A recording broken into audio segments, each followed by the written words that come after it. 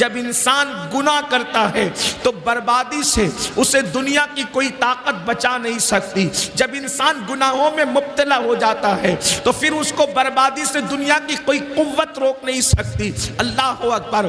آپ دیکھیں پورے قرآن کو اٹھا کر کے آپ قرآن مقدس کا مطالعہ کریں تو آپ کو پتا چلے گا آسمان سے پتھروں کی بارش ہوئی تھی, گناہوں کی وجہ سے ہوئی تھی. ہواؤں کی آندھی چلی تھی, گناہوں کی وجہ سے چلی تھی. اللہ اکبر. زمین کے اندر قوموں کو دھسا دیا گیا تھا, گناہوں کی وجہ سے دھسایا گیا تھا. اللہ اکبر. ایک عالمی طوفان آیا تھا اور اس عالمی طوفان نے لوگوں کو جو وہ پانی کے اندر غرق کر دیا تھا. آج بھی تاریخ کے انمٹ نقوش پکار پکار کر ہمیں عبرت کی دعوت دے رہے ہیں کہ لوگ اگر دھسے ہیں زمین میں تو گناہوں کی وجہ سے, پتھروں کی برسات ہوئی ہے تو گناہوں کی وجہ سے, چہرے سور اور بندروں کی طرح ہوئے ہیں تو گناہوں کی وجہ سے. اور میرا اللہ قرآن میں واضح طور پہ ارشاد فرماتا ہے وَمَا أَصَابَكُم مِّن مُّصِيبَةٍ فَبِمَا كَسَبَتْ أَيْدِيكُمْ, کہ تم پر جو مصیبت آتی ہے وہ تمہارے گناہوں کی وجہ سے آتی ہے. میرے پیارے آقا صلی اللہ علیہ وسلم کے پیارے دیوانوں, ہم یہ تصور کرتے ہیں, ہم یہ سوچتے ہیں مولانا گناہ کریں گے تو اس کی سزا قبر میں ملے گی, گناہ کریں گے تو اس کی سزا میدان محشر میں ملے گی. حالانکہ ایک مسلمان کو اگر یہ یقین ہے کہ میرے گناہ کی سزا مجھے قبر اور میدان محشر میں ملے گی, تب بھی تو اس کو گناہ نہیں کرنا چاہیے. اس لیے کہ نہ قبر میں گناہ برداشت کرنے کی طاقت ہے, نہ حشر میں گناہ کا عذاب برداشت کرنے کی طاقت ہے. قبر میں بھی عذاب نہیں برداشت ہو سکتا گناہ کا, میدان محشر میں بھی برداشت نہیں ہو سکتا.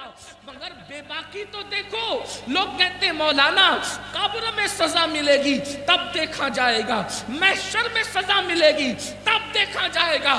اس کا مطلب یہ ہے کہیں نہ کہیں ایمان کمزور ہوا ہے, کہیں نہ کہیں اللہ رسول کی باتوں پر سے یقین کمزور ہوا ہے. اور یاد رکھنا کوئی گناہ اتنا نقصان نہیں پہنچاتا جتنا اللہ کی باتوں سے یقین کا کمزور ہو جانا نقصان پہنچاتا ہے. صحیح بات ہے. سبحان. کوئی انسان جب ہمیں کہہ دیا گیا کہ تم پر عذاب ہوگا اگر گناہ کرو گے تو, اور عذاب دینے والا کون ہے, میرا اللہ ارشاد فرماتا ہے اِنَّ بَطْشَ رَبِّكَ لَشَدِيدٌ, تیرے رب کی پکڑ بڑی سخت ہے. اللہ اگر کسی کو پکڑے, اللہ کسی کی پکڑ کرے, اللہ رب العزت کسی کا محاسبہ کرے, اللہ اکبر. ذرا سوچو تو صحیح, اگر میرا اللہ ہمارے سر میں درد دے دے, صرف انسان کے سر میں درد ہو تو رات بھر وہ کروٹیں بدلتا ہے, اس کو نیند نہیں آتی. اگر کمر کا درد شروع ہو جائے تو انسان تڑپتا ہے, اس کو نیند نہیں آتی. اگر آنکھ کا درد شروع ہو جائے وہ تڑپتا ہے, اس کو نیند نہیں آتی.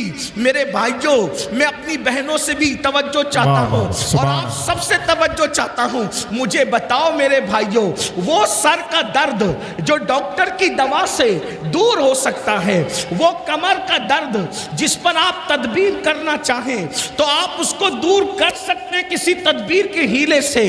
اب آپ مجھے بتاؤ, جب سر کے درد پر اتنا تڑپتے ہو, جب کمر کے درد پر اتنا تڑپتے ہو, جب آنکھوں کی تکلیف پر اتنا تڑپتے ہو, تو اللہ اکبر, جب میرا اللہ قبر میں عذاب مسلط فرمائے گا, جب میرا اللہ میدان محشر میں عذاب مسلط فرمائے گا, اس وقت اپنا کیا بنے گا.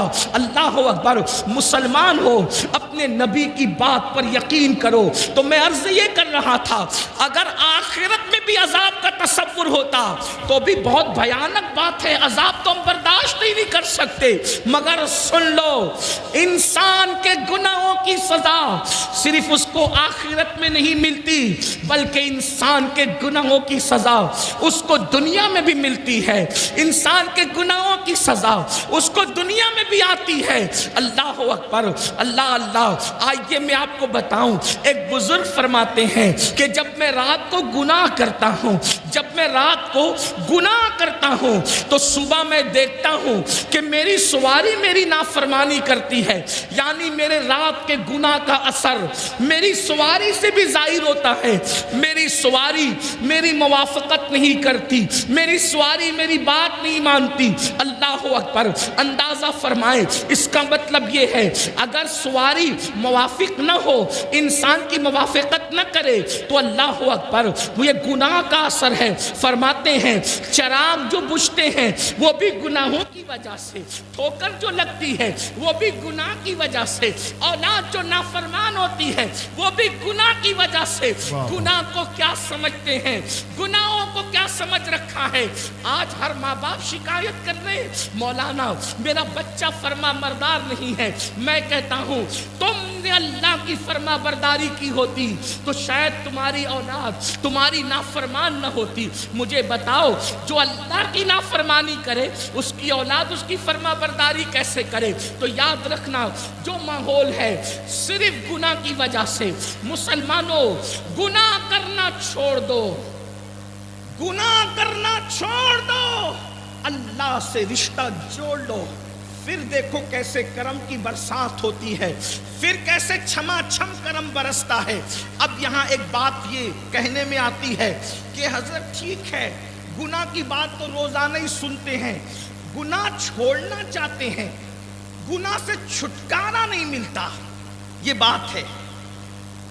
کوئی مسلمان ایسا نہیں جو گناہ کرنا چاہتا ہو، گناہ چھوڑنا چاہتے ہیں، چھٹکارا نہیں ملتا۔ بالکل ایسے ہی جیسے چور کمبل چھوڑنا چاہتا ہے لیکن کمبل چور کو نہیں چھوڑتا، تو گناہ سے چھٹکارا کیسے ملے؟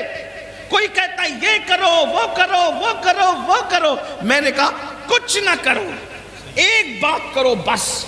اگر گناہ کی دنیا سے نکلنا ہے، اگر گناہ کے دلدل سے نکلنا ہے، اگر گناہ کی نحوست سے نکلنا ہے، اگر گناہ اور جرائم سے ہجرت کرنا ہے، میری بات نہ سنو، کسی کی نہ سنو، اللہ کا فرمان سنو۔ گناہ سے بچنے کا سب سے بہترین دستور قرآن میں موجود ہے۔ اگر گناہ سے نکلنا ہے تو میرا اللہ فرماتا ہے نماز پڑھنا شروع کر دے، تو خود گناہوں سے نکلتا چلا جائے گا، کیونکہ نماز میں اتنی طاقت ہے، نماز میں اتنا پاور ہے۔ اللہ ارشاد فرماتا ہے ان الصلاۃ تنہا عن الفحشاء والمنکر، بے شک نماز ہر برائی سے اور بے حیائی سے روک لیتی ہے۔ پتہ چلا نماز پڑھو گے، سجدہ کرو گے، خود بخود دل میں گناہ سے نفرت پیدا ہوگی، برائیوں سے نفرت پیدا ہوگی، جرائم سے نفرت پیدا ہوگی۔ اور سن لو یہ جو دماغ کے اندر خبط چڑھا ہے نا، مولانا میں گنہگار ہوں، میں کیا نماز پڑھوں؟ میرے عزیز یہاں گنہگار اور نیکی کا کوئی مسئلہ نہیں ہے۔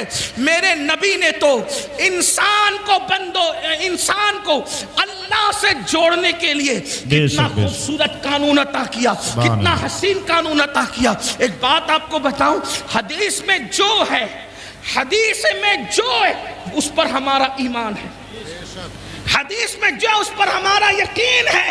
اللہ کے رسول نے فرمایا جس وقت بندہ سجدے میں چلا جاتا ہے، اللہ اور بندے کے درمیان جتنے پردے ہوتے ہیں اللہ سارے پردوں کو اٹھا دیتا ہے۔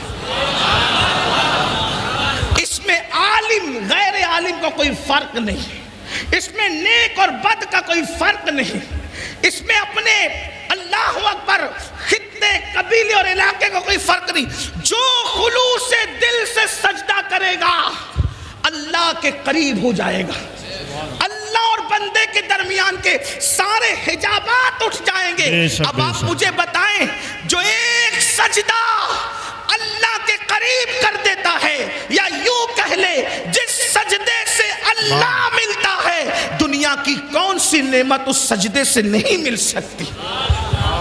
سبحان اللہ سبحان اللہ۔ کیوں سجدوں کے قریب نہیں آتے؟